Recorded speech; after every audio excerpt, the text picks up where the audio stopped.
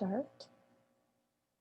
Awesome. Okay, welcome everybody. Welcome to the last of our 3 Indigenous branding workshops. We have Travis O'Keefe here from Te Whare Hukahuka joining us today. We have a great response, I think mostly Canadian, 1 New Zealander, but I think we're going to have people joining us as the session goes on. So welcome everybody. Just a quick agenda. So we're going to start with a karakia. I'll let Travis do that. I think that's in your slide deck, Travis. So we'll kind of gloss over this quick beginning presentation. Just a welcome to everybody. One last plug for our next virtual exchange. It starts next week. I think some of the people on this call have been invited to join our next cohort. Even if you haven't been successful in your application, please follow us. You will be invited to join our final presentations on the 25th in Canada or 26th in New Zealand of March. It's going to be a really exciting time. We have a really strong cohort, so I'm really excited to have you all attend and be a part of that. Okay, just a few house rules. If you can, leave your video on. I think I'll be the first to say, really tired of talking to computer screen. I wish I could talk to you all in person, but this is what it is. So if you can, leave your video on so we can see your face. If you don't want to be recorded, leave it off, that's fine. Everybody's pretty good with staying on mute. Let's all engage with respect as Indigenous people do. I don't know how, Travis, if you want to have questions during the presentation or if you want to leave it till the end, let us know. Yeah, I wanted to make it a discussion. So I don't want to make it just like a talking head at the I've been to too many of those presentations. By the end, I'm sort of like going to sleep and you might hear me start snoring. So I want to learn more about the people who are here and the aspirations around e-commerce. So I'll facilitate that. Awesome. And if you have anything that you want to ask that you don't want recorded, just let me know and we will stop recording. So with that, I think, Travis, you're more than welcome to share your screen. I'll let you introduce yourself because I certainly won't do it justice. Sure. But over to you. No problem. Okay, I'll just start with the karakia. I'll say it in English, which is for those that understand. Karakia means prayer, or a way that in our culture that we open up our discussions. Let peace be the pandemic. Let kindness be the contagion. Let love be the miracle. Mauri ora. That's it. Kia ora, everyone. So my name is Travis O'Keefe. I am from a tribe called Ngāti Porou here in New Zealand, which is on the east coast of the North Island in New Zealand. It's quite a remote area. Generally, if you're from there, you're doing forestry, farming, or fishing, not entrepreneurship. My mountain that is called Puke Hapopo. My river is called Waimoko. And I come from a small village inside that tribal area called Whangara, which is a population of 300. So I grew up in that rural context. My background is I'm an entrepreneur. And what that means is that I'm a problem solver. And over 30 years of doing it, I've had started multiple businesses, maybe, I don't know, 15, 16 businesses. Many of those have been expensive PhDs and learning lessons the hard way. A couple did okay for me.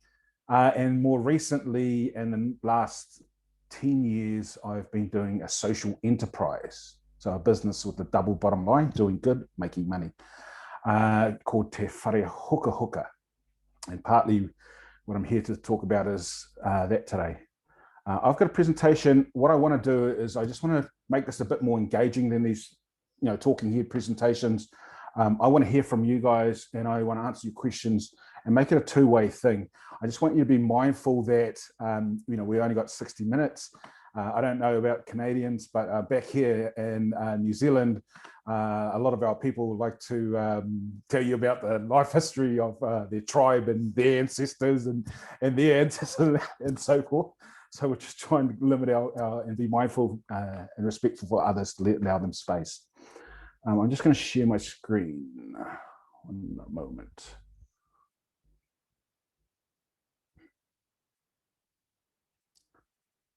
Okay. Do everyone see that? Okay, I want to do something. I just want you guys to test your, in your Zoom account is a button. And I just want you to push the thumbs up button, which is if you have a look down the bottom, there should be something around there for reaction. Okay, excellent. Yeah, excellent. I'll make sure everyone's got it. Excellent. Who else? Have you guys all found it? And it's important because I want you to use this button as we go along so that you're engaging and you're not sitting there listening to me, go blah, blah, blah. And I don't want to hear any snoring. So that's really important. The other thing I want you to do is put your name in the chat box, because I also want to engage with you in the chat box. So if you put your name, and then at the end, we will keep a record of those names, and I'll be able to follow up with you with some of the tools, free tools that I can contribute back to you to help you learn more about e-commerce. So if you put your names in the chat box now, that'd be great.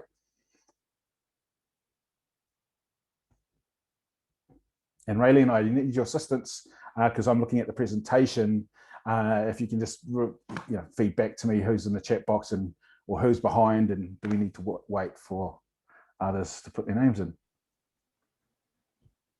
Will do. We have John Blanchette, Sarah Jacknave, Sharon Marshall, Leanne Bellegarde,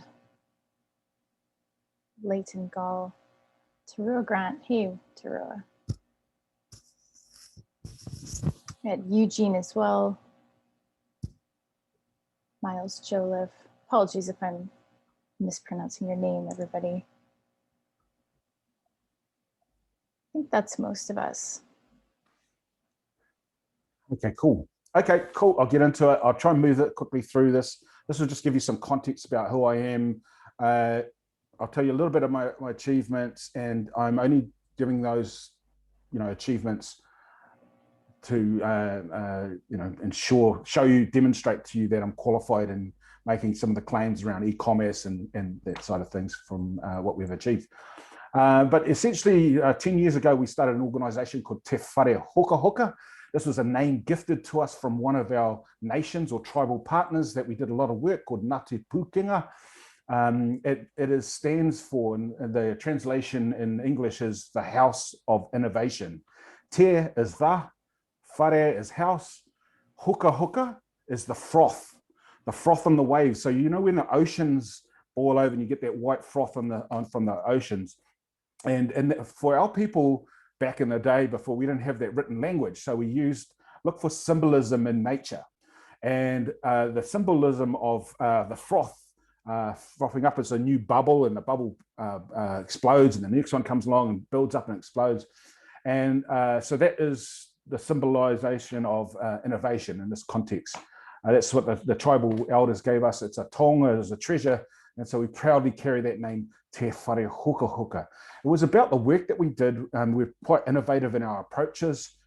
Being a social enterprise, we have the vision to improve the lives of 10 million Indigenous people. In New Zealand, there are only 600,000. So our aspiration is to go and work with all you guys on this call here and how we might contribute to achieve that vision with you guys.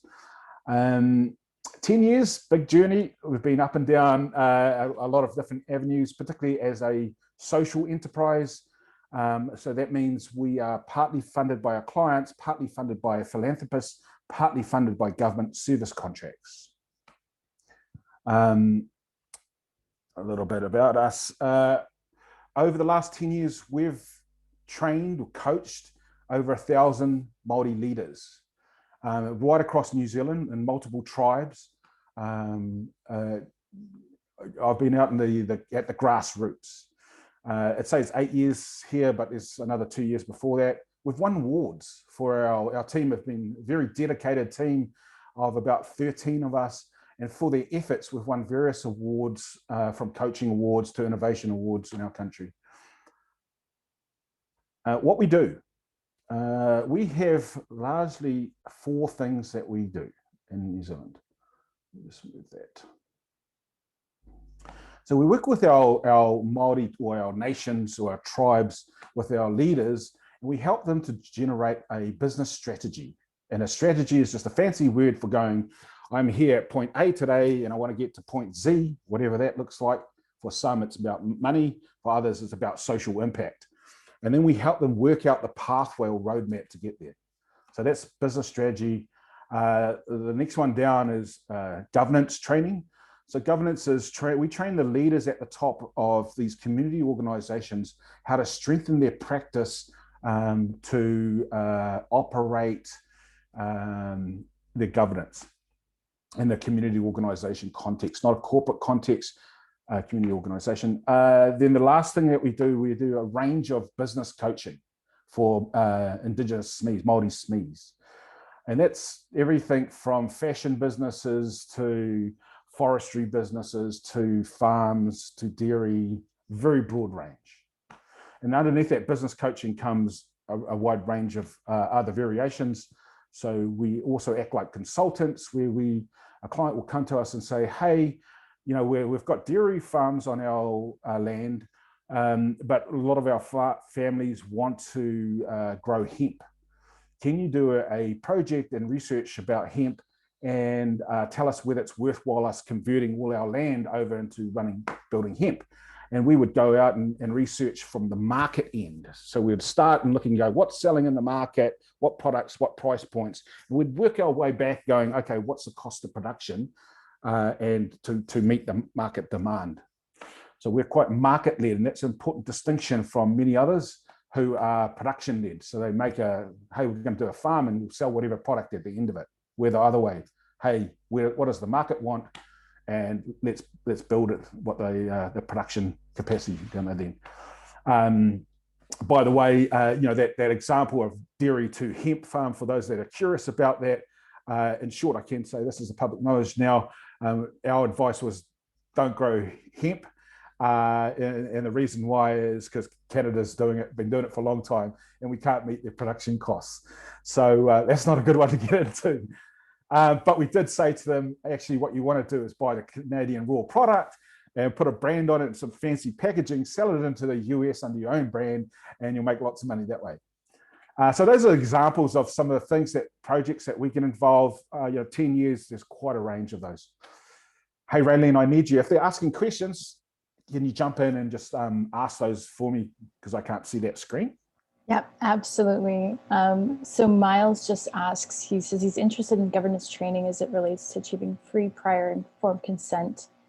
That's a good question, actually. Do you have free, prior, and informed consent, or some variation thereof, when it comes to kind of major projects or infrastructure in New Zealand? And do you guys do any of that?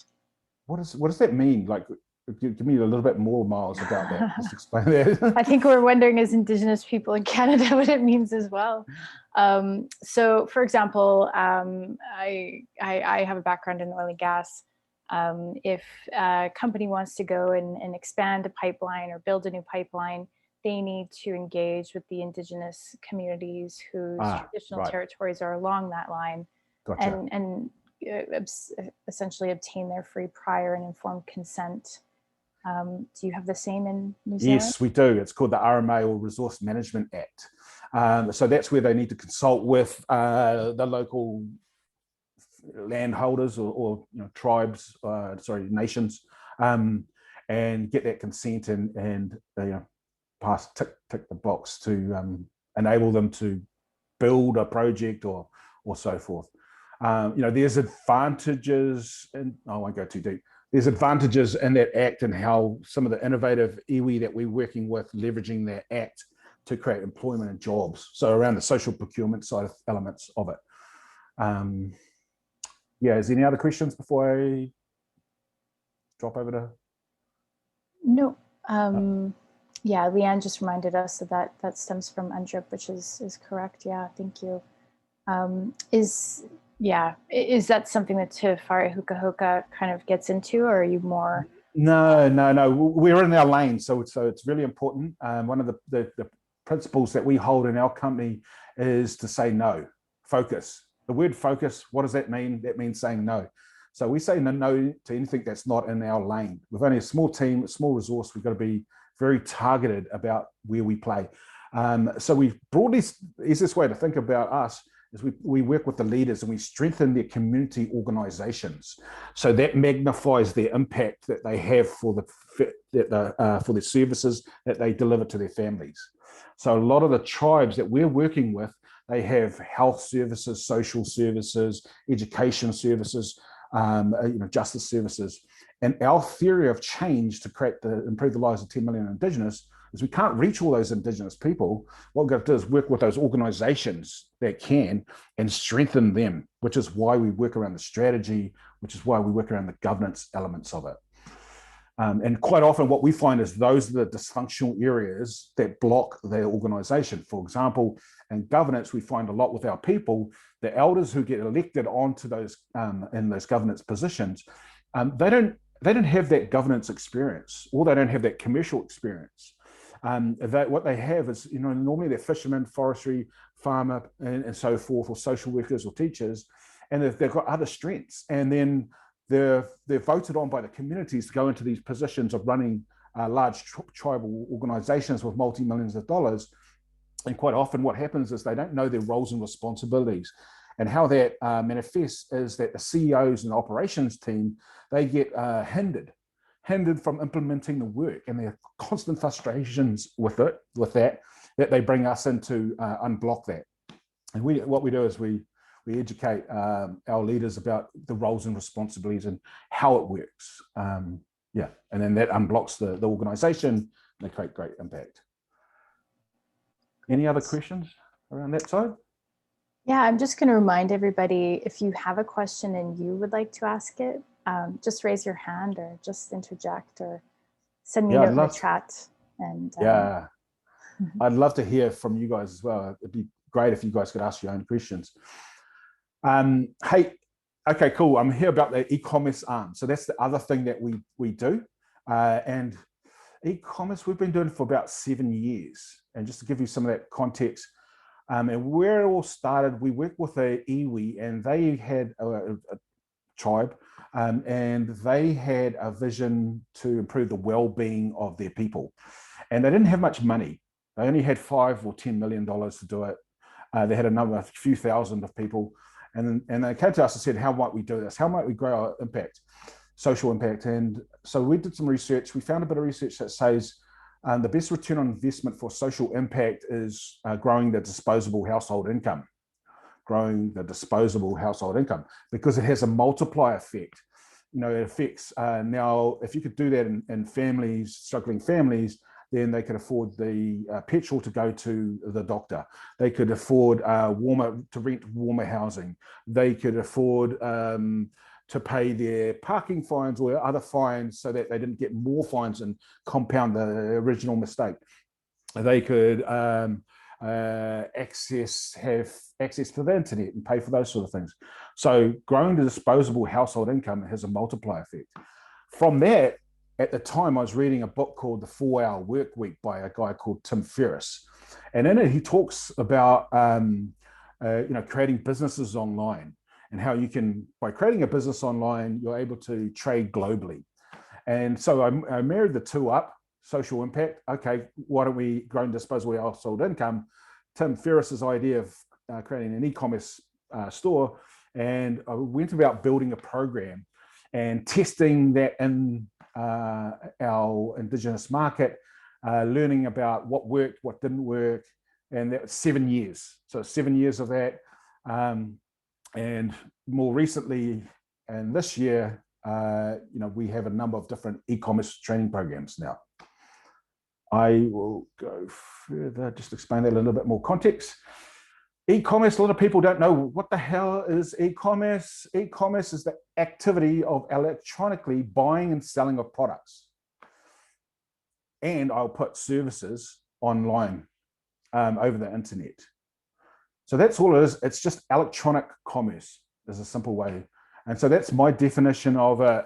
A lot of people get fixed. It's only selling a product, like some widget of some sort. I don't disagree. Along that journey of building our Indigenous e-commerce program, I studied 24 e-commerce gurus. I was very immersed in it for 2 years. And these guys weren't theorists, they were practitioners. They had 7-8 figure e-commerce businesses. So they tested and trialed different processes and systems. I learned those. I applied that, and I created a e-commerce business, a second business called Nuku, which is this brand here that's in front of you. It went on to generate over 7 figures in e-commerce, validating that their systems work for Māori.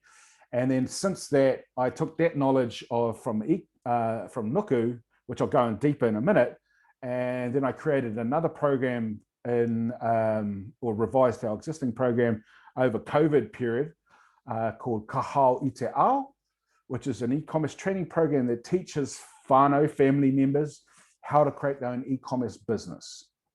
So SMEs, mum and pop SMEs, how do I sell my bags or my fabrics or my clothing or my food and beverage out to the world? And so we have a program that teaches that. A Canadian company invested in it, lo and behold, during COVID, which is fantastic, which is Shopify. So Shopify invested into us, said, like, we really like the results you guys are getting and the program. How might we work with you guys to expand it into other Indigenous nations? Because they haven't seen anything like what we've been doing. And we said, great, thank you. We're keen, we're on board. So that's a little bit about my context around e-commerce. How does it work between the two organizations? I just want to touch here a little bit. Te Whare Hukahuka, that provides the capability building and getting organizations investment ready and the community stuff. Nuku provides the commercial elements and the online sales side of things. We use the profits from Nuku to subsidize and fund a lot of our work into Te Whare Hukahuka. So quite often we're being a social enterprise, quite often a lot of our clients over in Te Whare Hukahuka, they might only have 25% to 30% of our cost of doing work with them to create social impact. So when you only got, we've got a 70% deficit there that we need to find. So Nuku subsidizes some of that, or we do government service contracts to make up the other 70%. And then that enables us to do one piece of social impact in the market. That's it. Any questions to any of that? I'll just check in. Yeah. Hi, how are you going? You want to ask your question? Yeah, so I don't know if I am on my iPad, so I can't see the gallery view, but I just had a quick question. In Canada, I find a lot of our Indigenous nations struggle with Wi-Fi access, and also some also have maybe not the struggle with online literacy. And so I was just wondering if that's similar in New Zealand, and how do you help support those pieces for your e-commerce platform? Yeah, yes. In short, thanks. Great question. In short, yes, we do experience that. A lot of our tribal members are rural and remote. So those that are in the city, they're fine. Although there's still a lack of digital literacy, i.e. how to apply and use the internet, other than games or searching Google or Facebook. But in the rural regions, the government have supported an initiative to roll out a backbone infrastructure, and that's made up of fiber, but also microwave. So some areas you can't get fiber in there, that they're running microwave over periods of distance. So that means it has to have a direct line, one tower to the other, and then they're hopping that up the east coast or up the coast. In regards to that's the first bit, how the infrastructure, we're not involved in that side of things, but the government is. The other element, how to get connected, is digital literacy. We are involved in that. We do our capability building around how SMEs, so Indigenous businesses, might use the internet, such as through e-commerce, to improve their revenue streams. So that's the element we focus. We're quite specific on that niche. When we talk about digital literacy in our country, there's like a wide range of lack of literacies. We're working more towards the SMEs and how to apply it. Other than, hey, I've got a computer and a laptop and I can send emails. We're not there. We're the next bit of going, okay, great, you're doing emails, but how do I do my marketing on there? How do I do my manufacturing in China? How do I do my manufacturing in China, and then how do I sell it in USA, my products? That's the literacy that we're focused in. And we have a program that demonstrates how to do that, which is called, I spoke about it earlier, which is the one that Shopify invested in, which is called Kahao Ite Ao program. Does that answer your question? Awesome. Okay, anyone else got any more questions before I move through? No, I think we're good to go. Good to go. Okay, this is just to give you a couple of examples of the wide range of products that Nuku manufactures. It's a wide range. I won't drop into it too much. We have a number of brands. It's all sorts of things, from meat injectors to bear growlers to pool cues to pet gloves. It's quite a wide range. And doing e-commerce, these are the steps that we teach. So we teach end to end, not just the marketing side of things or the advertising parts. We teach everything from, hey, I'd love to do this, but I don't have a product. Okay, so how do you do product research? And then, okay, cool, I've got an idea. I want to manufacture phone cases, for an example. I want to manufacture a phone case, and then we work with them to do their branding, logo design, like what does their brand look like, and how do you make yourself different in the market compared to your competitors. Then we'd work with them around packaging. How do you want to package in a way that makes logistics efficient?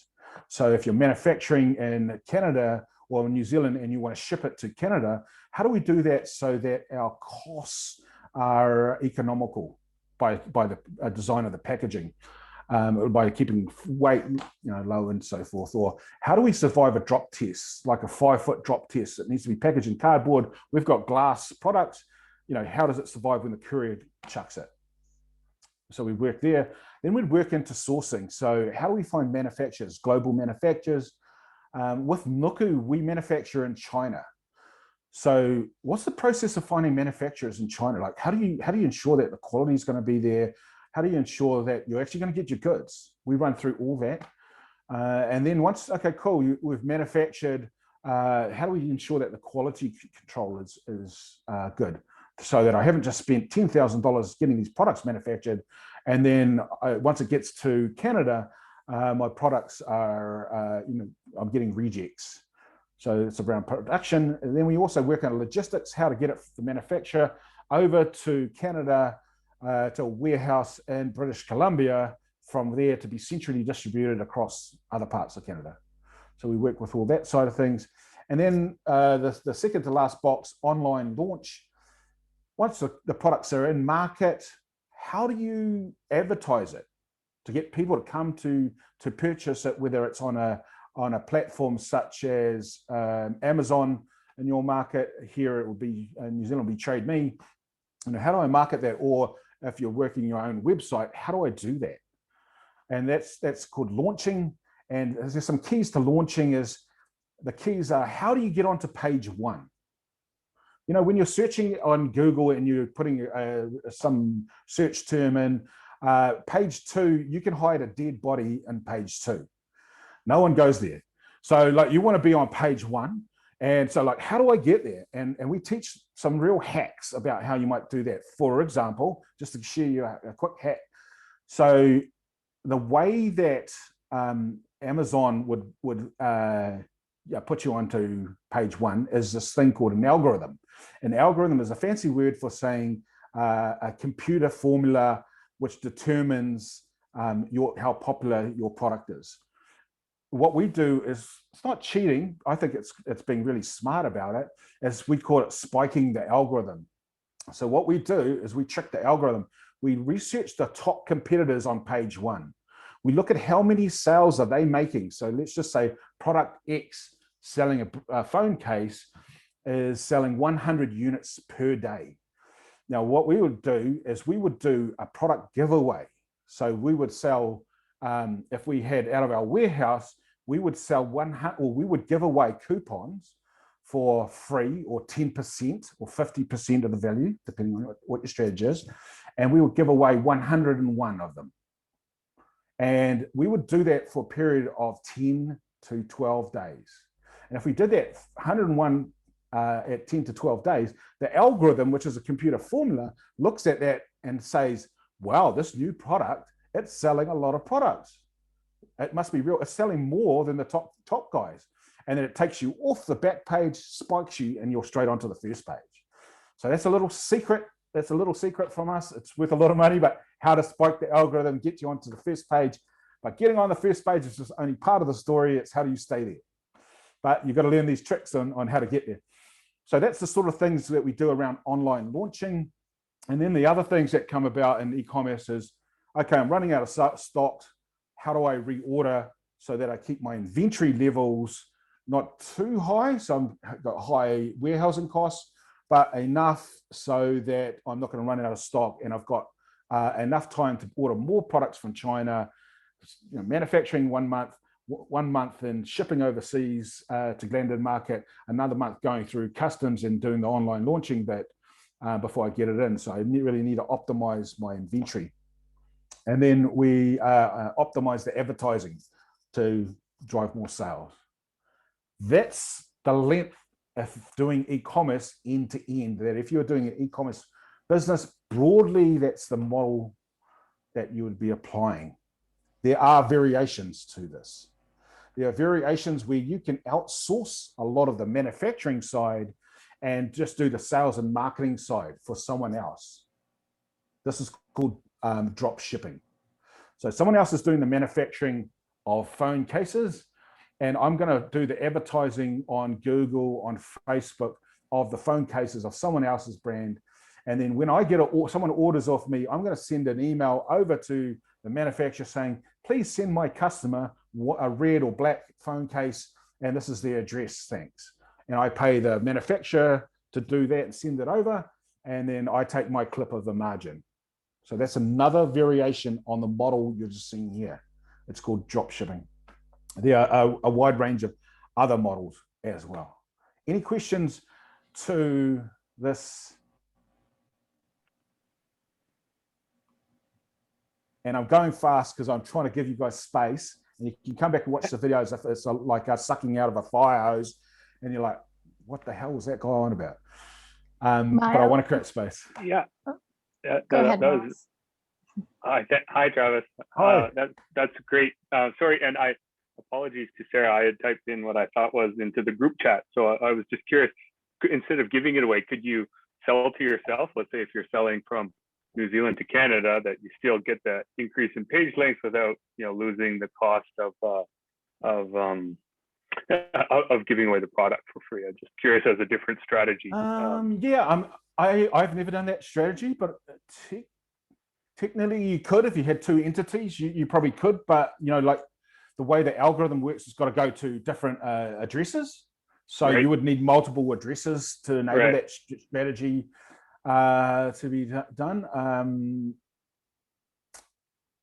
But this is an idea, but I understand that you would anticipate that basically as an advertising cost to increase your page rank.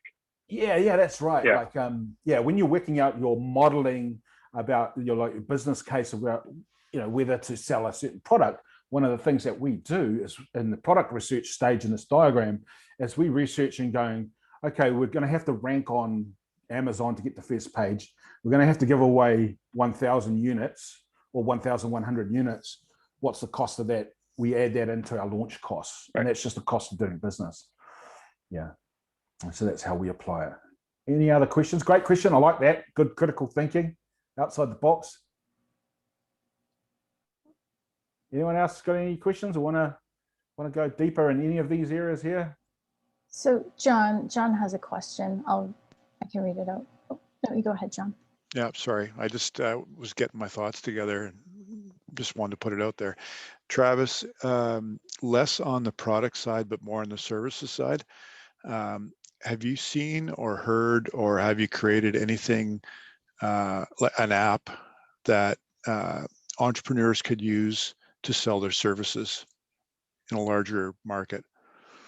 I personally haven't looked, but you know, the process would be to go into the App Store or Google, the Google App Store, and research and put the keywords in, see what else pops up.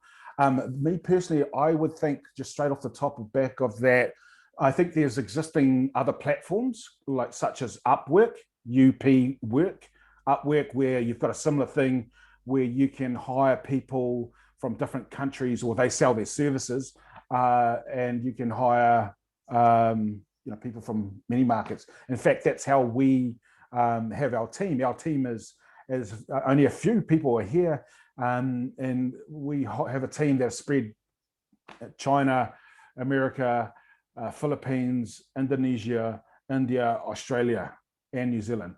And so that's how we've used it. Okay. Doing that way, yeah. Appreciate it. No problem. I think Leanne has a question. Go ahead, Leanne. Hey, Leanne. Thanks. I was just wondering, on Facebook, there seems to be a lot of markets that are themed around Indigenous goods and services, particularly what I might call micro entrepreneurs, but other smaller entrepreneurs as well. Do you see this e-commerce option as a better alternative for them? One, and two, one of the things that concerns me about some of the platforms is the exploitation of our Indigenous data as well as our customer data for other purposes with no direct benefit to the users of these platforms directly. And I just wonder if that's something you've thought about at all. Cool. I'll answer two questions there. I'll come back to the second one, but I'll take the first one first. So the first one is great questions, by the way. The first one is for micro enterprises that are already selling via social media, in comparison to the methodology that we've talked about here, which might be better for them. And I need a little bit more data, but I'll just draw some assumptions to draw that conclusion. The method of selling on to Amazon, if you've got a product, is the challenge that people can't see if they're early in the stage is the working capital challenge. So working capital means the amount of products that you have to carry in operations before you get your profits back. So just to explain that, when I order products, it takes 1 month to manufacture a product in China. Then there's a month on the boat to get the boat over. And then there's a month into launching. And then normally I've carried 3 months stock. So 6 months in total. So if I spend $100 at the first month, I'm not going to get my $120 profit back until 6 months later. So to enable to do that, I've still got costs coming out. So to enable me to do that, I need money supporting me all the way through that. And so that's called the working capital component. So that's one of the big challenges. So if you have a medium-sized company and you have access to banking services, banks that have facilities that manage this, and it's a common practice that they solve. A couple of tips if you're a micro enterprise and you want to do this is you get a Amex gold card, which gives you 55 days of before you have to pay for your fees. You go back to the manufacturer and you negotiate with the manufacturer that you're paying half of the fee up front, the other half until they land the products in the market. So until it lands into Canada, and then you pay them with the Amex, which gives you 55 days. And then that's helped to manage your working cash flow in an innovative entrepreneurial way. So just going back to the micro enterprises side of things, they still have variations of this, maybe not as sophisticated as this, because they're still manufacturing the goods themselves and they're still selling it. I think it depends on the good, and I think that the which way do you go? There's pros and cons for both of them. So for example, do you go for an Amazon platform? Now, the thing about Amazon, it has lots of potential customers already there. So if you're just putting up your shop inside Amazon, you've already got potential customers which you can market to get. If you're not, and you're doing your own website like a Shopify store outside of the platforms, then the challenge with that, the great is you've got control and you own the relationship with the customer, or you can talk to them later on, send them emails and stuff. In Amazon, you can't do that, but in Shopify, you can. And with your own Shopify store. And so, but the disadvantage of a Shopify store is you have to be good at generating your own potential customers to come into your store. So pros and cons for both things. And there's complexity about how do I specifically answer that around for micro enterprises, because there's many variations that can be applied. The second question, if you just say that to me again, and I'll attempt to answer that. The second question related to the preservation or the ability to control your own data, as opposed to it being most of these user agreements for e-commerce platforms or even social media platforms have this catch-all where all of your data when you sign on is theirs to use and exploit, and very little of knowledge of that comes back to you, or very little financial benefit that they make in promoting to others through the use of your data. So is there, that's a really big, maybe that's beyond what you're dealing with in your e-commerce. This is a big, it's a big issue. They're pretty sneaky about how they do that, those big platforms, or any apps that you sign up to. You sign up to you've got Facebook on your phone, you are signing your phone away. They have access to everything, including to your friends. The challenge, it's a chicken and egg. There are different legislations depending on which jurisdiction you're in. Europe have some very strong privacy laws about where that data is housed. New Zealand, I'm not up to date. I think we were evolving, changing so that the New Zealand data, if it's held, has to be held in New Zealand. Then the label if you've got on the magic box, Google, if you type in the keywords, magically the answer is going to pop up, which is called data sovereignty, would be the way to explore that to find more about that information. So that's probably as deep as I can go, because it's not so much an expertise that I've got there. Just a couple of ideas. Thanks. No problem. Anyone else got any more questions? Miles just reminded us that the rule of thumb is if the product is free, you are the product. And I think that is very, very true. Cool. Maybe one question for Travis. It's Miles. Just around, I guess that your first step in terms of selecting a product or service, and I guess maybe around innovative products where there's maybe not a lot of analogs, or that you're looking for like a white space, and that it's not a cell phone. It's not a cell phone case, where there's a clear-cut example. You have any called blue ocean strategy experience for, to use a marketing term, hate to use lingo, but no, this area really well. In short, my recommendations, if you're at the product research and you might be an Indigenous nation or a Indigenous entrepreneur, and you're going, well, what can I make? What should I make? And I reckon this is 80% of the key, finding the right product to make to sell to the market. And I reckon you've got to go back and do the research, not on the product, you've got to find the white space, or the blue ocean, using that language, which means you've got to find, and the way that we do it is you start with an individual that you are going to serve. And we call that, there's language in e-commerce, they call it customer avatar. So if you want to find out more information, put that into the magic box, customer avatar. And you get really, really clear. And this is one of the key secrets that people often underestimate the power of. You must know that customer that you intend to serve very, very well. Ideally, it's you. You're selling to yourself because you know yourself really well. And what you're looking for in the customer avatar is the problems that they face. What's frustrating them? What's preventing them from achieving their problem or challenges that they've got. You need to understand those, and we call them pain points. Once you have the pain points, then what you do is you look for solutions or products that solve the pain points. And if you do it on a basis of looking at it from one person, it becomes easier. And then when you do it at one person, then you go, what you do is you test it. You go, okay, I understand what the pain point of Travis is, my customer avatar. He's frustrated because just to use an example, an innovative product is an app on Travis's phone. And Travis has a problem with using apps.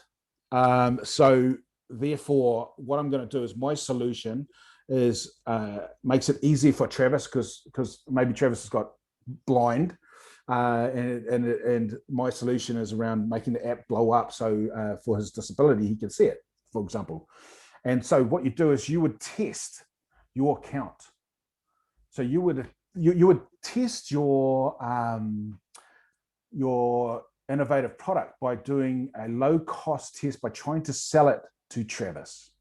And so what you do is one way to do it is a brochure, a shiny brochure, advertising your product or innovation, explaining quite clearly what the problem is that you solve and how your product solves it. And then you would try and sell that to Travis and see whether you could get an order from Travis. And if you could, that would indicate to do further testing and to find more Travises. So I'm not saying specifically answer your question how to find the white space, but I'm giving you a process which comes back in thinking of the customer first and who you might serve. Yeah. Does that answer your question? That's one. Oh, yeah, that's perfect. Yeah, I guess you describe it as to use an Elon Musk term, like from first principles thinking, from the lowest divisible unit. Excellent. Yeah, there's actually, yeah. I mean, if you wanted to go deeper in this, jump onto the magic box and Google Lean Startup, Lean, L-E-A-N Startup. Talks about this process in depth. Came out of Berkeley, California, from a professor, Steve Blank. It's the cutting edge of entrepreneurial techniques currently. And that'll help you describe exactly what I described as the methodology that's used. Anyone else? I can't see. Oh, hey, come on, ask in, jump in. I have a question that is a little bit branding, but it has to do with the authenticity or integrity around what is an authentic Indigenous owned business, an Indigenous branded product, or do you have some sort of, is there something in your territory that addresses that, that there is some sort of unified, I'm a real Indian, I really made this, or I'm a real Indian, this is my business, and you're helping me make increased disposable income, or what, you know, that whole authenticity issue. Sure. Yep, cool. I'll jump into it. There's two parts to that. We have explored that. What defines that? That's a big conversation. So if I use another industry, social enterprise, to describe it, in social enterprise, what's the difference between a business and a social enterprise? And in New Zealand, the label that we use is a business that reinvests over 50% of its profits back into its social mission. That's the definition of social enterprise for us. 50% of its profits back into a social mission. For some parts of our government, what defines as a Māori business, it is a business that has, I think one ministry calls it a business that has ownership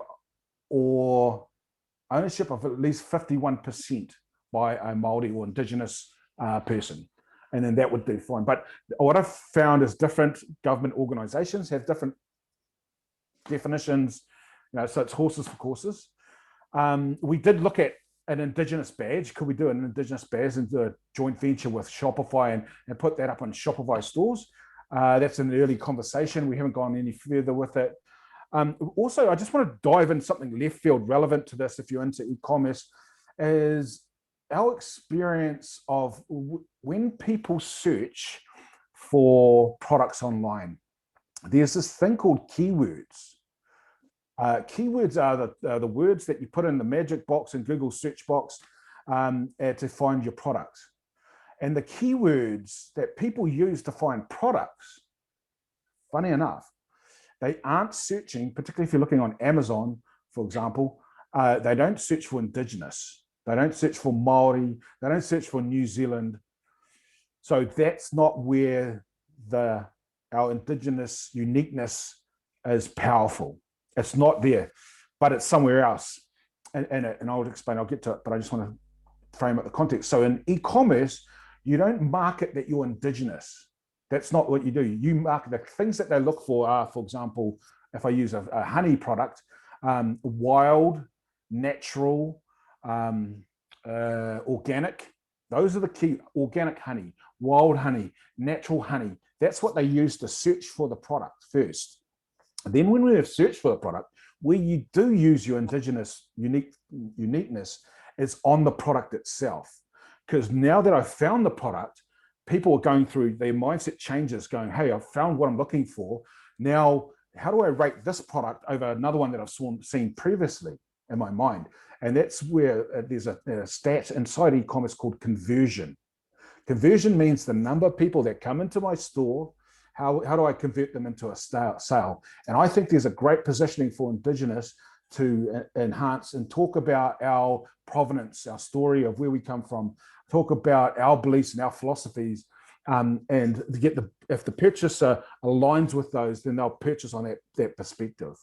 For example, how we might look after the land or the bees if we're using honey, or how this comes from a pristine natural area, this type of honey. So we could use those elements in the conversion. So it's about how we use what we think is important around the Indigenous keywords. We use them on the product, but not in trying to get people to come to your store. And it's a subtle difference, but very, very important if you want to win and succeed in e-commerce. Does that answer your question? Choice. That was very helpful. Thank you. Welcome. Would anyone ask up before I move in to another one, or you? Okay. I think we're good. So I just want to drop into a little bit about our e-commerce services. Our approach from Te Whare Hukahuka when we're working with Indigenous, we start by doing diagnosing first. It's very difficult for me to offer the right suggestion or ideas for a Indigenous business or individual organization until I understand their context. The context of how much resource they've got, how many people they've got, how much money they've got, how much time they've got, what capabilities they've got on board. Like, I need to understand all that so that I can offer them the best tailored advice that I've got for them. So we do diagnostic. Once we've done a diagnostic and we understand that, we start working out a strategy. Remember, strategy is how to get from A to Z. And then once we've got that, then we put them through our Kahal program, which I talked about, which is teaching all the basics of e-commerce and all those steps. And then once they've got their store up and operating, then we coach them on how to make more money as they go through, how to double their revenues online sales. And it just gives you an insight of some of the services that we offer around the e-commerce side of things. Brother, kia ora, brother. I see that you put your hand up and you've got a question. Go ahead, Eugene. Eugene, Yes. where are you from, bro?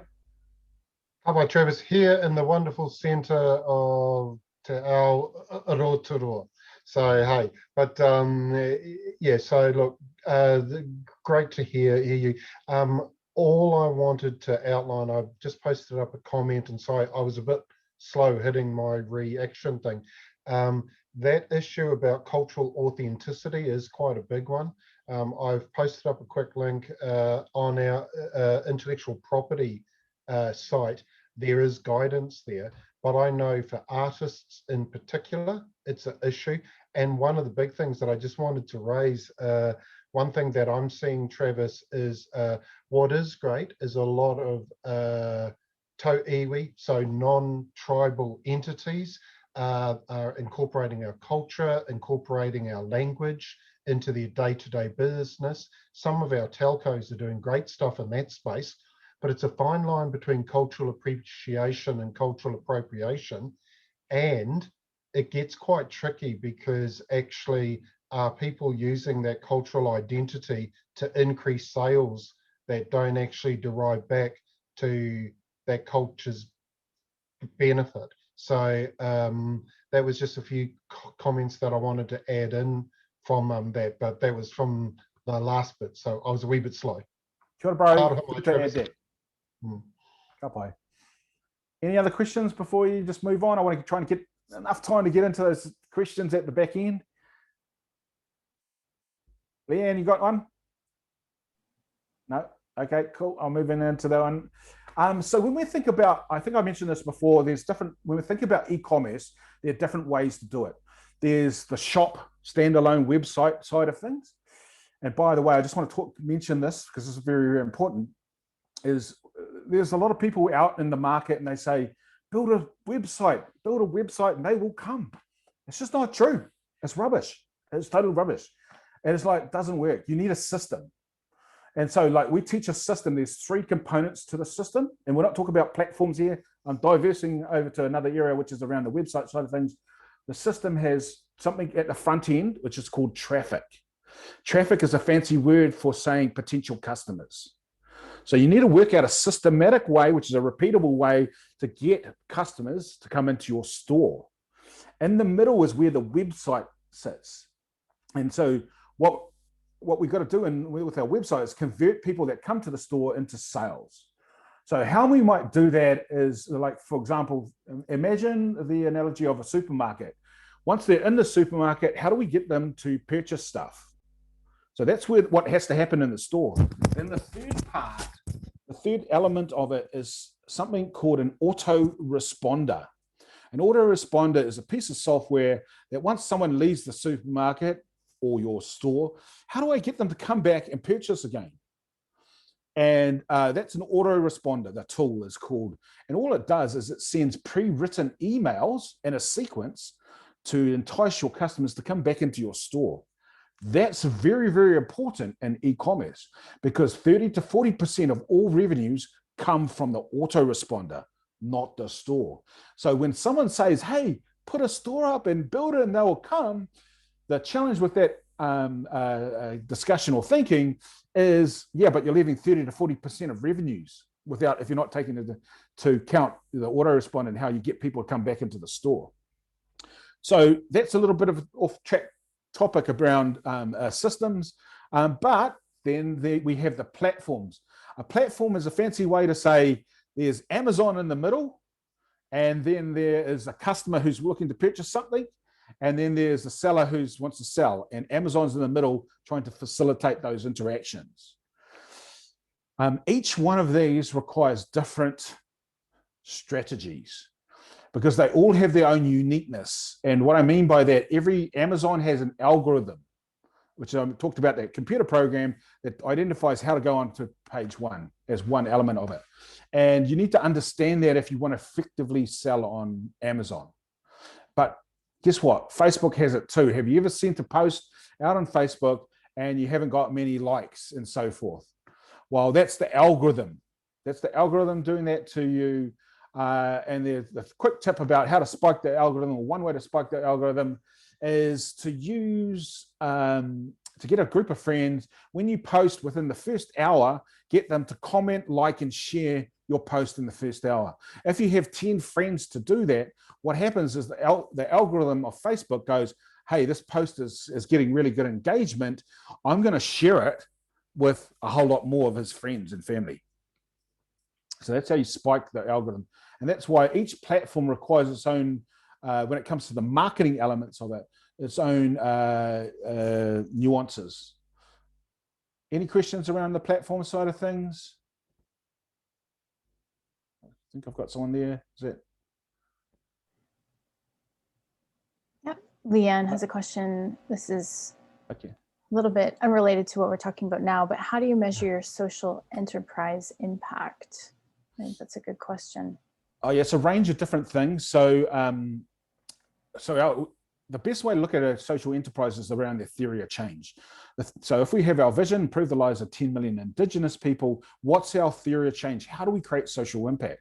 We create social impact by strengthening community organizations so that their services spread the impact of whatever their social elements they're doing. For example, some have education services, some have health services, some have social services, and so forth. And the way that we measure our impact is we look at the number of people that those community organizations serve. That gives us, so this community organization serves 2,000 Indigenous people, for example.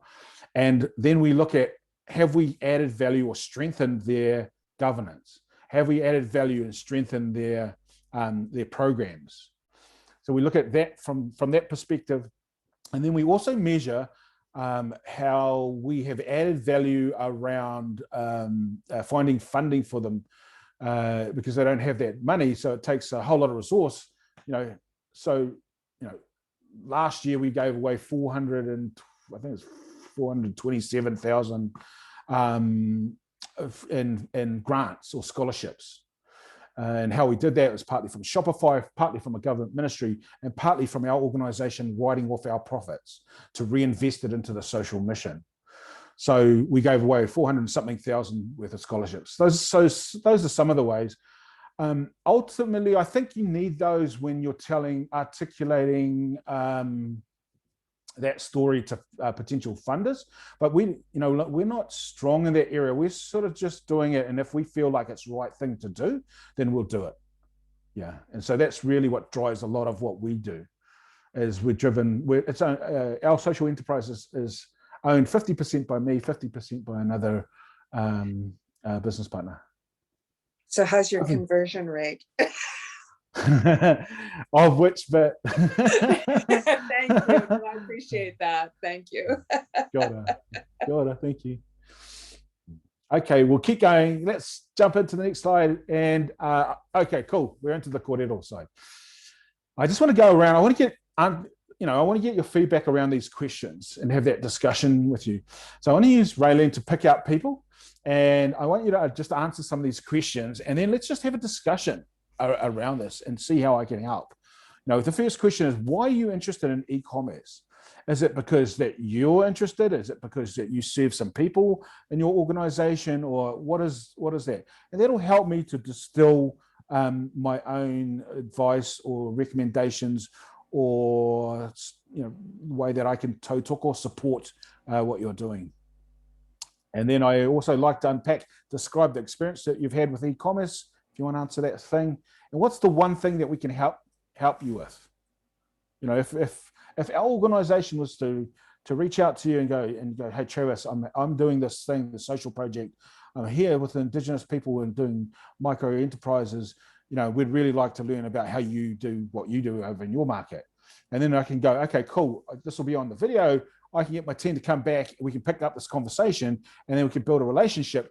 And I think the intent of INDIGI-X was Indigenous working with Indigenous. So let's put it into practice rather than let's all be talking about this stuff. And so I think that's what I'm trying to do there. I'm trying to make it real. Cool. Everyone okay with that? Thumbs up. Can everyone put a thumbs up for me that they're all good with that side of things? Raylene, I'm going to let you lead out who should go and answer these questions. So memories of being in school and having the teacher call on you are coming back to me now. I think I might premise, I feel like I need to admit something. This is all new to me. I know that Travis, you and I had a call before where I professed my disdain with social media and how I've never been on Facebook or anything.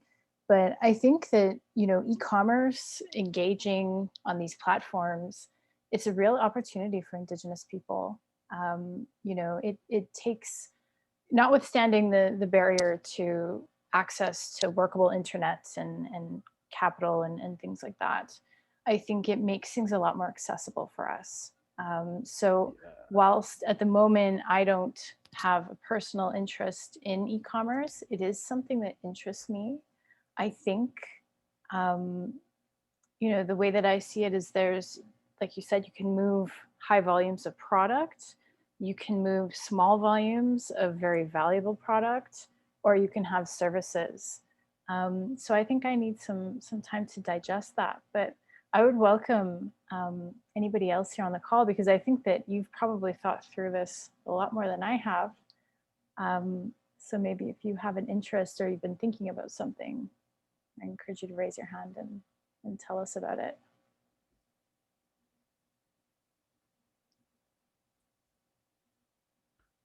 We've Okay. got one. We've got a winner chicken dinner. We've got Yeah. two. Let's go, Leighton. You're on mute. Hi, Leighton here from Canada. I'm curious about your future opinion on merging short video like TikTok with e-commerce and what that looks like in the coming years. Yeah, okay, cool. Jump straight into there. So remember I talked about there's a system, traffic and the start of the system. Second part is the store that converts. Third part is the autoresponder. So with TikTok and social media, it's the first element. So a lot of people spend time on those social media things. All it is, and from an e-commerce perspective, is a way to get people from your social media account, from your Facebook account, from your TikTok account, from your Instagram account, and so forth, to come back into your store. So some of the best ways that I've seen that really work, and I'm not as familiar with TikTok, but across the other social media platforms, is where you might have an Indigenous person telling their stories. So the first element would be if they had a product, a micro product, they would be talking about, hey, here's my, and say as a dress for an Indigenous person made this beautiful dress. So here's my beautiful dress. Here's all the product and features I've got, and they're demonstrating, they're showing it. Look, I really like the double stitching here that they've got in this, and it's really light and it's great for summer. So they would do that as the first video. Then they would be followed up with a second video, which is, you know, it would be talking about the experience of how they choose dresses. So they talk about the product first. They talk about how the decision criteria of how they're choosing dresses, and what they're actually doing is they're influencing the purchase decision of the purchaser around that. And then the third video would be an offer. So, hey, if you buy it today or in the next week, I'm going to give you a 20% discount code. So there'll be a series of, so that's how I would leverage TikTok or any other social media. I'd have 3 videos. It doesn't have to have high production value. You know, using a phone is perfectly fine. In fact, it's better than a high production value. People are skeptical of high production value these days. So you need to go with phones.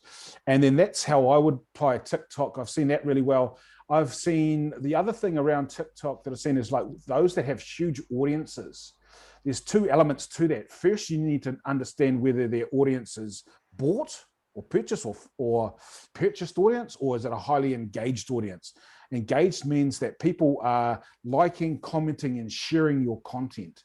If they're liking, commenting, sharing your content, then that's an engagement. And if there's a lot of people doing that, then the TikTok influencer is popular. And then what you could do as an entrepreneur selling your product is do a joint venture with a TikTok entrepreneur.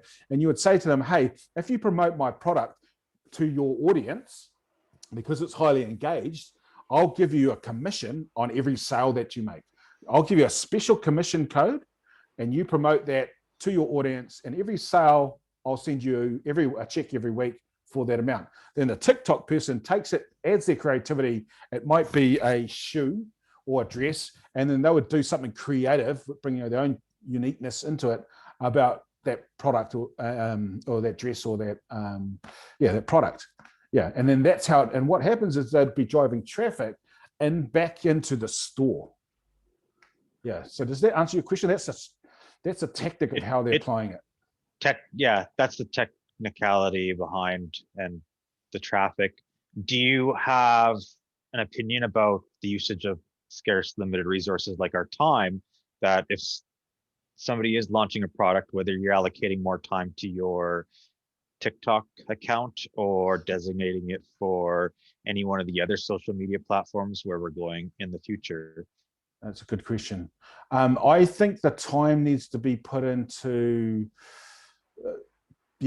partly building an audience, which is what you're talking about. The TikTok is audience means followers. It's a lot easier if you're starting to sell a product if you have a following. And so that is one approach, but it's not the only approach. It depends on the individual. If you're great and you're an extrovert, then TikTok, creating that audience is easy. If you're an introvert, then I think you're better off spending your time in the business, setting all the structures up, and then getting someone else or employing someone else who's an extrovert to do an influencer strategy to drive that traffic. So I think it's horses for courses for the different types of personalities that are out there. That would be my take on it. Okay. Thank you. Brother. Eugene, Got it, bro. From the land of many chiefs. Exactly. And we can all talk almost as well. Hey, no, look, that's great. Just a couple of things in terms of answering the kōrero on e-commerce. The particular bent that I've got in here, we in partnership, our family business, in partnership with one of our tribes, runs a waka experience at the lakefront. So it's a tourism experience and things. And so we're interested because one of the things that we found was in the before times, before COVID, a lot of tourism experiences were sold through resellers. Now, the information that I'm getting right now is that those resellers are all gone. The direct to consumer is far more going to be the way of the future. And interestingly, New Zealand tourism is certainly pushing really hard. Our new tourism markets need to be culturally authentic, genuine experiences. So that gives you a wee bit of background to this. But what I was interested, so I've taken lots of notes and that's fine. But I guess the comments that I wanted to add just in terms of this was, interestingly, there was a lot of e-commerce activity in Te Arawa during the COVID lockdown. For our Canadian relations, we locked down in Aotearoa. Travis, was it 6 weeks or 8 weeks? I can't remember, something like that. Yeah. And that was a total lockdown. Like no business, no shops opened, no restaurants open. You were allowed to go out for a walk with your dog. That was it. So, and where I'm from, there's a number of tourism and hospitality businesses that closed down really fast. What was interesting was that a Facebook page called Te Arawa Tautoko was set up, and that was where Māori-owned businesses could advertise their services to get customers. And that was where our people were supporting our own. I got a fencer to do some work. I organised some catering through those groups. But what was interesting, that was open to all of Facebook. So through those distribution channels, they got more direct business that way, simply by engaging in e-commerce in that way. Another thing that I wanted to add was a number of artists from the New Zealand Māori Arts and Crafts Institute, which is here in Rotorua, that closed within, I think, a week of our lockdown. So they actually were using e-commerce to sell their products as culturally authentic, but as a distribution channel that people could access when they couldn't shop in person. So when you look at the ability to extend your market and also to operate when you can't have a physical presence, those were some of the key drivers, particularly for our artists that produce unique products. And this touches on the previous comment I had. As you know, Travis, there's plenty of people cranking out plastic copies of our art, but the ability for the customer to engage with an Indigenous artist and buy the real thing, I think is a real strength. And just the last thing that I wanted to add in, Travis, I assume you know Inez White, and I understand she's a Indigenous ambassador for Shopify, which I think is, she's the lead. She's the lead globally. Yeah, and Shopify's Canadian owned, I think. Yeah. Shopify is a beast. Yeah. But I know that Inez has certainly talked about Shopify has specific targets to increase Indigenous business through Yes, that it is. platform. So that may be one more thing. So yeah, look, those were just points for consideration for the group. Excellent, kōrero, bro. Love that. Excellent. So what I'm hearing from you, what people are thinking about that, what I'm hearing from you, different examples you've just demonstrated of how Indigenous businesses and organizations are using e-commerce to survive and thrive in a post-COVID world, a crazy one, crazy COVID world. I have a question, Travis. Yeah. So through your studies and your multiple PhDs in the subject, where are we going? Like, where are we going to be in 10 years, do you think? That's a big call. Well, I reckon the world is going to be totally changed, and humans will be redundant in many jobs. Artificial intelligence and robotics, which are already here, will take those, and we are going to have to, look at our uniqueness around creativity, outside the box around relationships, and look at, how do we work in that new era. I think one thing that's not considered in a artificial intelligent world is there are new jobs going to be created. If you think back post the internet boom, Google didn't exist. Who would have thought that if I put it this way, I mean, I taught an older, mature lady, 70-year-old, about e-commerce, and she had no background. I'll just give you this context of the story. No background in e-commerce. And I was showing her Google. And I said to her, look, fire, which means mature lady, enter what you're searching for. You want to search for something, enter those words into that square, that box there. She was like, in there, boy. And she's going, oh yeah. And then she started writing, and she couldn't spell. She's, I just don't worry about spelling, just put it in and then see what comes. And she pushed the enter button, and then boom, all these different things popped out. And she was just stunned. What? I don't even have to spell, and I didn't even have to know the knowledge, like how to get it. She was just blown away. And now it's normalized behavior. But pre that, who would have thought that existed? Now post, if you look at all the jobs that are coming out of it, now we've got SEO, search engine optimization. Now we have e-commerce, and all there's a proliferation of other jobs, TikTok stars, like YouTubers, traffic experts, all these other jobs appeared out of it. So, one thing's for sure, there's going to be change, and it's not going to be as it was before. And I think it's to survive is about adaptation. How fast can you adapt to the new context? You know what? I think I would agree with that. And I think maybe I'm being a bit theoretical about this, but when I reflect on, how many decades ago you used to just go down to your local shop, you'd have a relationship with that shop owner, you'd get most of your things from that shop, and then there was the big box stores, right? So commodified purchasing and things. And then you had access to Amazon, where you could get anything that you wanted pretty much at the click of a button delivered to your door. I feel like what people are maybe missing right now, and maybe this is the COVID world, but it's that connection. And I think that e-commerce offers that opportunity for connection without that physicality. So building relationships with your customers, building that brand, etc. With TikTok and all these other things, you can have that connection.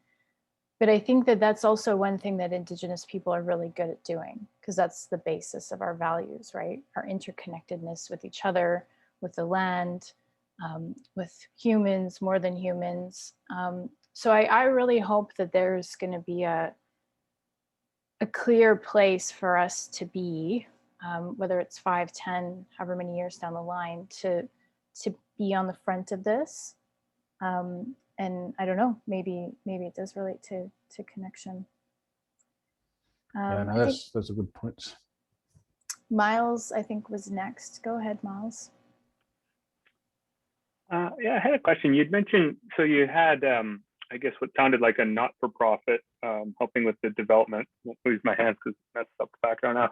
A not-for-profit that helped with the development and the governance, you're saying, and then the Nuku hope I'm saying that right, on the business side. You know, I'm trying to develop.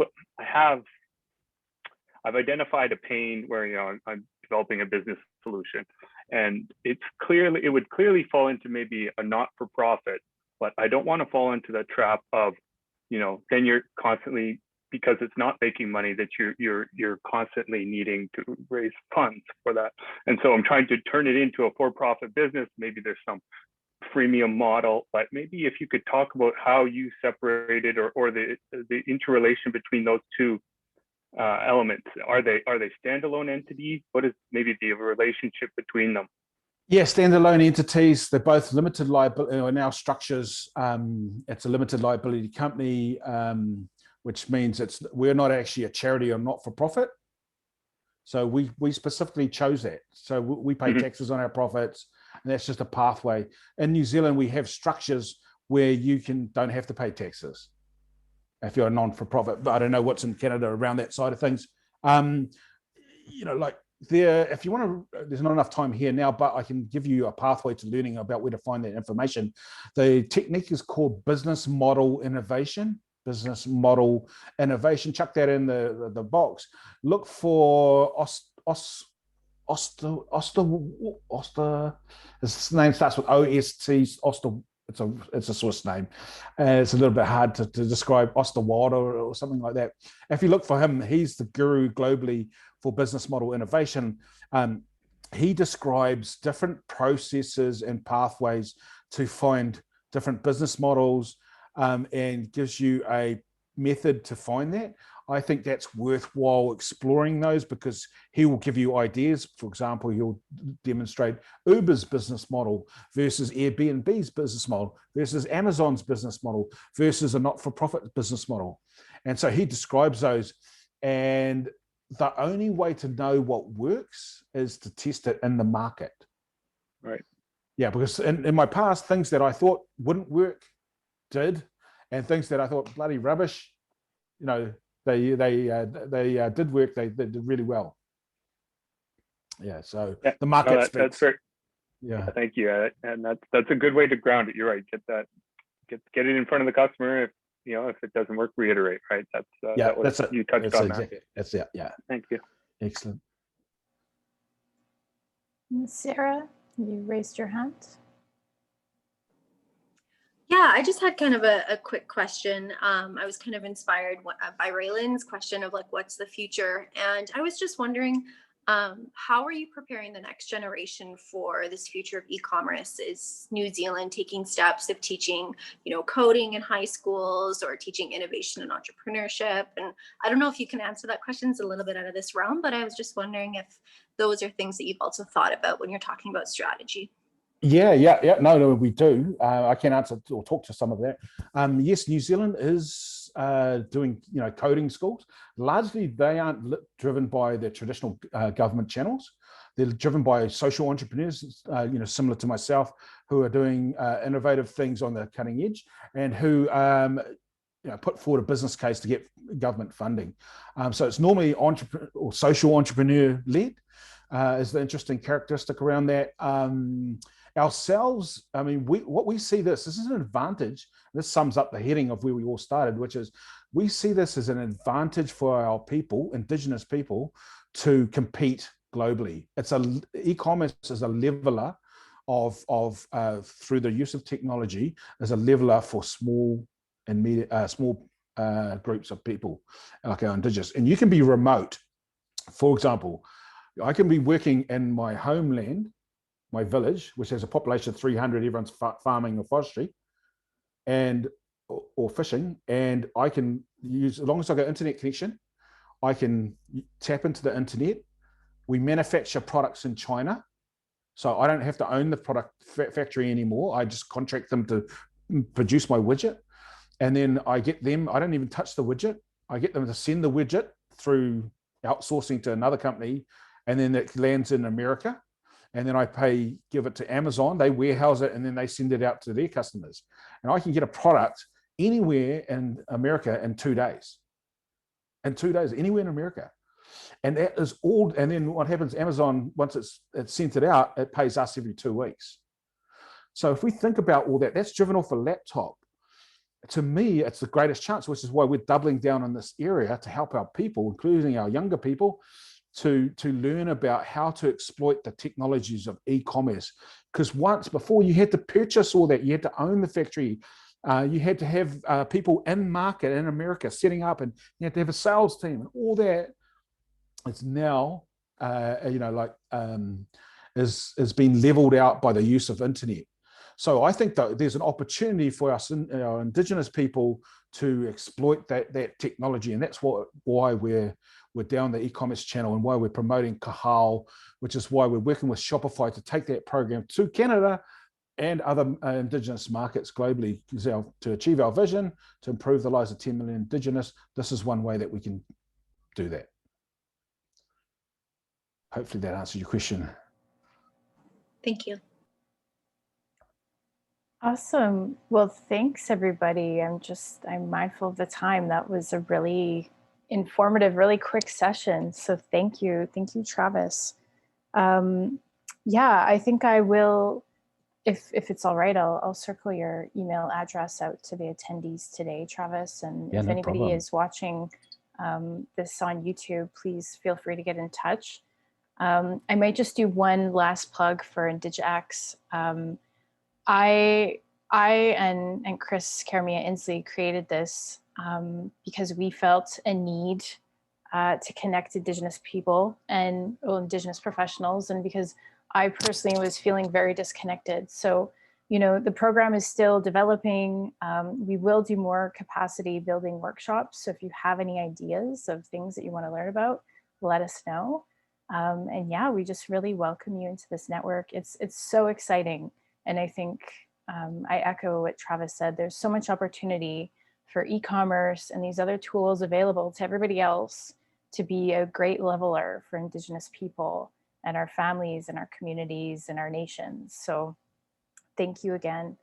I might ask Travis just to close with a karakia. Sure, no problem. Yeah, okay. So I'll just say our karakia. Let peace be the pandemic. Let kindness be the contagion. Let love be the miracle. Mauri ora. Thank you, everybody. Waiho. Ka kite koutou. See you later. Bye-bye. Thanks, everybody. Language, Travis.